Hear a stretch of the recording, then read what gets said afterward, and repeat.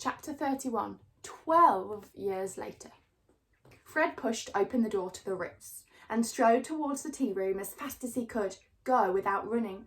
He ignored the excited whispers from a crowd of boys following him across the foyer. Max jumped up when he saw Fred coming and knocked over the sugar bowl. He was tall now, as tall as Fred, and his face no longer had its baby roundness, but his eyebrows still pointed upwards at the ends. "You came! We thought you might still be on an expedition." He embraced Fred, crushing him hard around the arms. Fred! Lila had grown beautiful. So beautiful that Fred always hesitated each time they met, feeling oddly embarrassed, until she grinned at him. Her wonky tooth, slightly wonkier now, was still there. She gave him a bear hug. "How was your trip? You've been saying in all the papers, a new kind of explorer they call you." Before he could answer, a voice came from behind them. "You all look so smart," it said. "You should have told me. I would have worn my ruffles." "Con," said Max. At first glance, Con looked very like she had done that first morning at the airfield, still with a jutting jaw, still at right angles to herself. But the blonde curls were gone, as the expression of distrust. She wore her hair in a bob, high-waisted trousers and a felt hat that looked just like a pitch helmet. The hat had in fact been a Christmas present from Fred the year before. Fred's father still called the upstairs spare bedroom Con's room. A waitress approached with an armful of menus. "Thank you," said Con, "but we decided what to have a long time ago." "Could we have one of the cakes from every menu?" asked Fred. "And 4 hot chocolates," said Max. He grinned, in honour of the grub pancakes.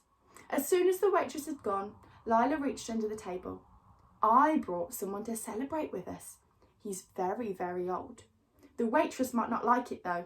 Can you make a barrier for your coats?" She lifted a bundle of grey fur from the wicker basket by her side.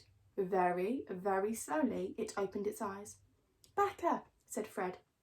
"He's grown so enormous," said Con. "He's a very respectable old man these days," said Lila, "but he used to be such a terror." "A very slow motion terror," said Max. "He kept trying to eat the covers of my biology textbooks." They passed back from hand to hand. His fur was less fluffy and he moved creakily, but his eyes were shining black and his nose was still inquisitive. He raised one slow arm and scooped a lump of brown sugar towards him.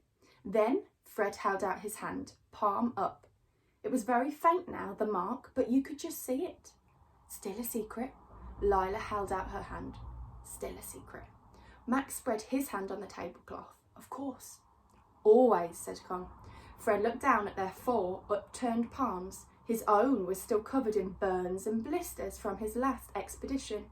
Lila's speckled with animal scratches, and Con's was stained with ink. Max broke the silence. "Do you think he's still there?"